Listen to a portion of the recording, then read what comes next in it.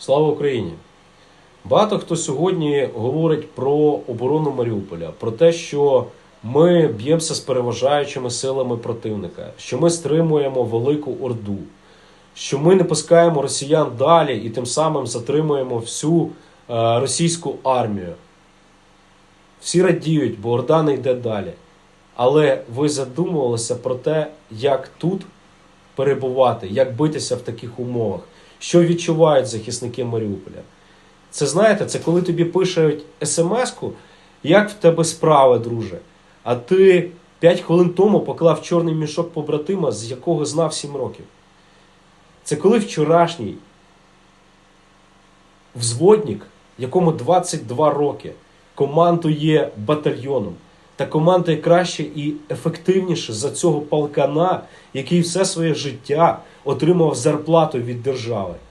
Він просить за одного, просить за другого, просить за третього солдата і завжди скромно забуває про себе, забуває про те, щоб його нагородити.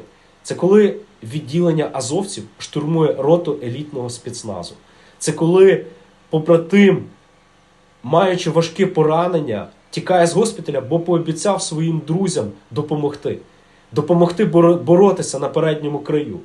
Це коли наші хірурги в нелюдських, важких умовах проводять надскладні операції, ампутації.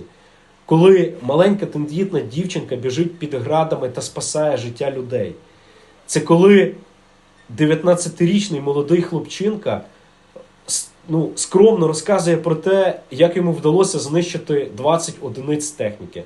Це коли колишній офіцер відділення кадрів бере в руки гранатомет і біжить знищувати ворожі танки. Це коли наші дівчатка роблять з того, що є суп, якщо це можна так назвати, але він тобі в рот не лізе, бо за пару кварталів помирає голодна дитина від голоду, і ти, не можеш йому помогти. Це коли поранений в бою офіцер кричить «Слава Україні!» і підриває себе на гранаті, щоб не здатися в полон. Це коли водій з 2 каністрами бензину біжить під артилерійським вогнем, тому що йому треба заправити евакуаційний автомобіль. Це коли наш військовий бере воду, ризикує своїм життям, щоб дати полоненому російському військовому. Він ще не знає, що плита його прибила. Прибила того полоненого від артилерійського снаряду, який скинула російська мразь. Це коли хлопцям сняться крики тих дітей, тих людей, які згоріли живцем від сонцепьоків. Це коли друзі приховують очі, вони не знають, що тобі сказати, бо їм стидно сказати, що їм страшно сюди приїхати тобі на допомогу. Це політики, які розказують про те, що там ми їх підтримуємо, ми постійно з ними на зв'язку, але вже більше 2 тижнів ніхто не піднімає слухавку та ніхто ні з ким не спілкується. Це пам'ятати про нас, пам'ятати вічно про Маріуполь, розказувати про це, але це місто мученик. Це місто борець.